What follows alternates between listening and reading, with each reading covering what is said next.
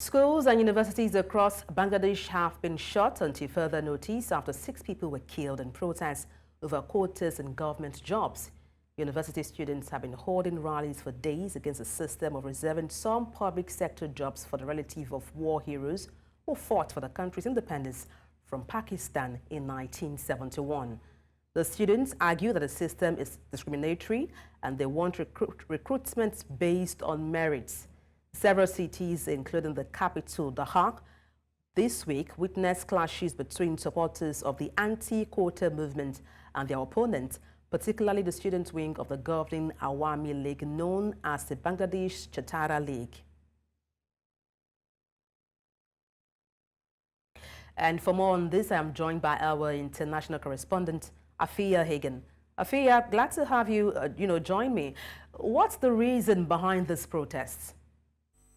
Well, these government jobs that you speak about are highly coveted because they are very well paid, some of the best paid jobs in Bangladesh, actually. And like you so rightly said, these have long been held for relatives of people who fought in the uprising in the war for independence against Pakistan in 1971. Other jobs are held for women and ethnic minorities. And so students are saying that they don't have a fair chance to be able to get these well-paid government jobs because they are reserved for certain groups. Now, this system, they say, unfairly benefits the families of pro-government groups who get these jobs and who supports the Prime Minister. Now, she won her 4th straight election in January, and actually this reservation of jobs for these people was actually abolished in 2018, but it was reinstated in June of this year, hence these protests breaking out.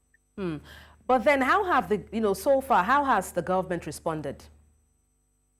Well, the government have blamed opposition groups for starting these protests. They say that these protests are not about the jobs and it's just a way of the opposition of having an uprising. And this week, several cities across Bangladesh, including the capital, Dhaka, have seen these anti-government, anti-quota movement protests coming out on the streets, attacking each other with bricks and sticks, firing tear gas and rubber bullets into the crowd. Those have been fired by police and students have returned fire. Student activists have said hundreds of people have been injured and some have even been killed in this violence. Students saying that the police have not intervened to save ordinary students, but they have intervened to save people from their own side or to save people from the government.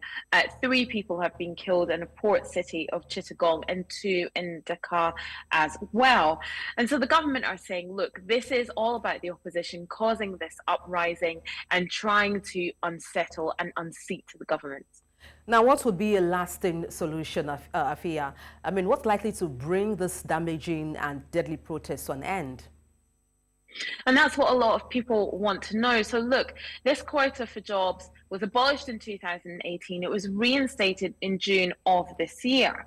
But Bangladesh's top courts actually removed the system last week because of the protest, but it's likely that the protest will continue until the move becomes permanent. There's a case listed for August the 7th, and students have been given the opportunity to state their case in court at that court hearing. So I think until there's a permanent solution and the government permanently says that they're going to get rid of this quota for jobs, then these protests unfortunately will continue and also could get worse. Well, thank you so much for bringing context to this. Afua Hagan, our international correspondent. Many thanks.